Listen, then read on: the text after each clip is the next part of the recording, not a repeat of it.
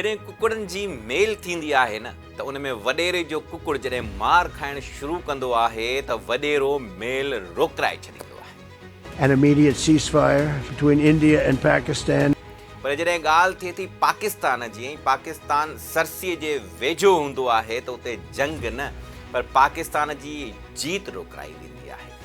पोइ चाहे उहा बारूदी मवाद जो मैदान हुजे, गॾियल क़ौमुनि जो इजलास हुजे या मीडिया जी तबाही, पाकिस्तान हर महाज़ ते दुश्मन खे चइनी पासनि खां शिकस्त ॾिनी आहे।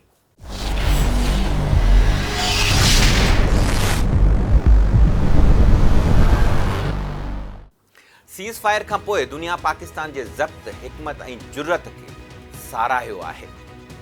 हिंदुस्तान जी जारियत जो जवाबु अहिड़ो ॾिनो वियो आहे जो दहलीअ जे ऐवाननि में सन्नाटा छाइजी विया आहिनि। पाकिस्तानी झंडा रुगो सरहदुनि ते न पर आलमी सफ़ारतकारीअ में बि फड़काया विया आहिनि। इहा जंग सिर्फ़ु हथियारनि सां ई न पर सफ़ारती महाज़ ऐं मीडिया जे महाज़ ते बि खटी वई आहे। दुनिया हाणे पाकिस्तान खे सिर्फ़ु एटमी ताक़त न पर हिकु नज़रियाती फ़ौजी ऐं सफ़ारती ताक़त तौरु ॾिसी रही आहे।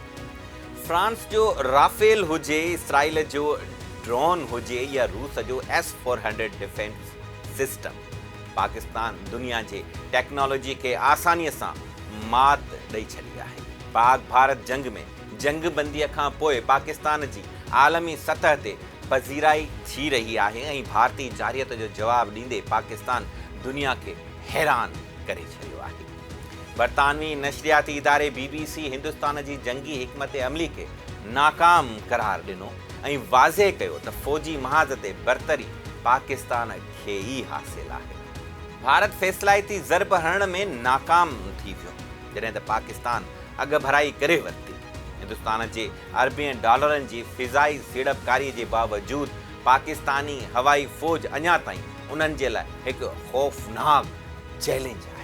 बरतानवी मैगज़ीन टेलीग्राफ पाकिस्तान जी दिफ़ाई हिकमत अमली खे न रुगो असराइतो करार ॾिनो पर राफेल जहाज़नि जी तबाहीअ खे हिंदुस्तान जे लाइ मुज़हिका ख़ेज़ शिकस्त करार ॾिनो। रिपोर्ट में हिंदुस्तानी एविएशन ते संजीदा सुवाल उथारिया विया ऐं चयो वियो त पाक फ़िज़ाइया अॼु बि फ़िज़ा जी हक़ीक़ी हुकुमरान आहे। टेलीग्राफ जे मुताबिक़ पाकिस्तानी जहाज़नि हिंदुस्तान जे 5 जंगी जहाज़नि खे जदीद हवा खां हवा ताईं मारींदड़ मीज़ाइलनि सां केराए छॾियो, जंहिंमें राफेल जहिड़ा महांगा जहाज़ बि शामिल आहिनि। हिन कामयाबीअ सां पाकिस्तान जी फ़िज़ाई सलाहियत साबित थी ऐं दुनिया जी फ़ौजी माहिरनि खे हैरान करे छॾियो। क़तरी नशरियाती इदारे अल जज़ीरा हैरत अंगेज़ तौर ते इंकिशाफ़ कयो त तारीख़ में पहिरियों भेरो राफेल जहाज़ मारिया विया, उहे बि पाकिस्तान हथां। दिफ़ाई माहिरनि तस्दीक़ कई त पाकिस्तान भारतीय एयरबेसिस ऐं फ़ौजी कैंप्स खे वॾो नुक़सानु पहुचायो। सूरतहाल जी शिदत खे ॾिसी हिंदुस्तान खे अमरीका खां सफ़ारती मदद वठणी पई। CNN जे मशहूरु सहाफ़ी निक रॉबर्टसन न रुगो ख़बर ॾिनी पर पाकिस्तान जी हिकमत, जुर्रत ऐं फ़ौजी सलाहियत जी तारीफ़ कई।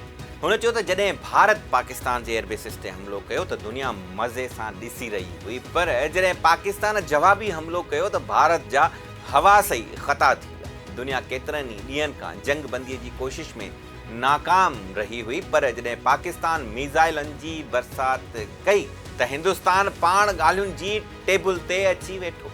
भारत दावा कई हुई त रिवायती जंग में पाकिस्तान खे पुठिते धिके छॾींदासीं, पर पाक फ़िज़ाई फ़ौज न रुगो दुश्मन जा राफेल ऐं जंगी जहाज़ केराए छॾिया पर आलमी दिफ़ाई मुबसरनि खे पिणु हैरान करे छॾियो। बैन अल-अक़वामी मीडिया जो ख़्यालु आहे त हीउ डॉग फाइट ईंदड़ ॾहाकनि ताईं अस्करी तालीम में पढ़ाई वेंदी। हिकु आलमी उसूल आहे त जंग हथियारनि सां न पर उन्हनि हथियारनि खे हलाइण वारनि जी सलाहियत सां ई खटी वेंदी आहे। असांजी हवाई फ़ौज ते दोस्त ऐं दुश्मन मुल्कनि बि किताब लिखिया आहिनि। एविएशन मैगज़ीन में उनजो ज़िक्र अचणु मामूल जी ॻाल्हि आहे, पर हाणे ईंदड़ वक़्त में दुनिया ॾिसंदी त पाक हवाई फ़ौज जी कामयाबियुनि जा नवां मज़मून ऐं तारीख़ नई लिखी